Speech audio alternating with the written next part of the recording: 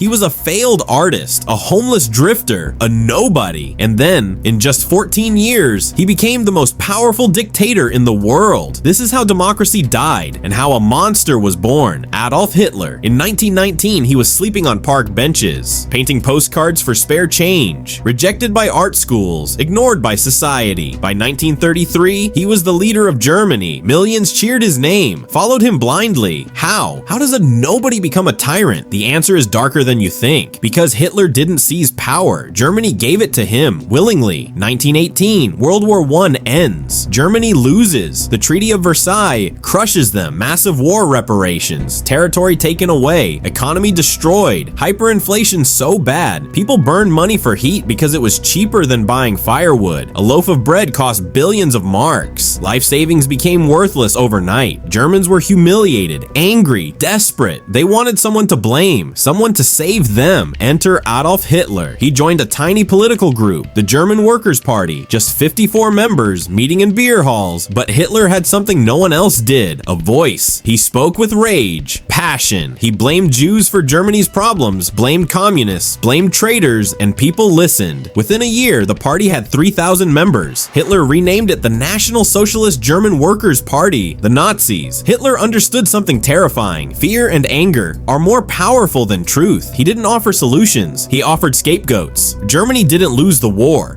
We were stabbed in the back. The Jews control the banks. They're why you're starving. We are the master race, and we will rise again. Lies, every word, but people believed him. Because when you're desperate, when you're suffering, you'll believe anyone who promises to end the pain. 1923, Hitler tried to overthrow the government, the beer hall putsch. It failed. He was arrested, sentenced to prison. Most thought that was the end, but Hitler turned prison into a platform. He wrote Mein Kampf, his book of hate, his blueprint for genocide. And when he was released after just 9 months, he came back stronger. The Great Depression hit in 1929. Germany collapsed again. Unemployment skyrocketed. Starvation, riots, and Hitler's message became irresistible.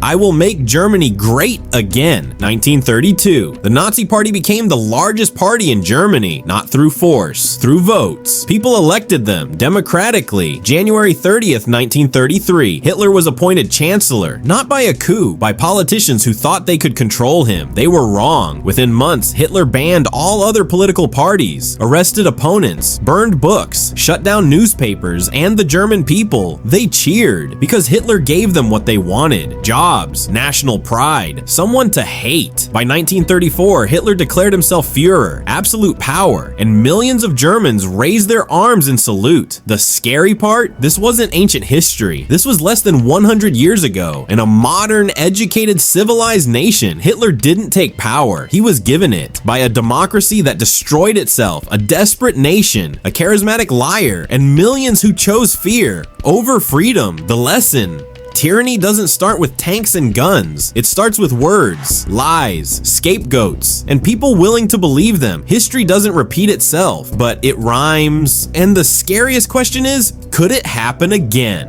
When fear is stronger than truth, anyone can become a dictator. Think about that. And if this made you uncomfortable, good. Subscribe for more dark truths from history, because those who forget the past are doomed to repeat it.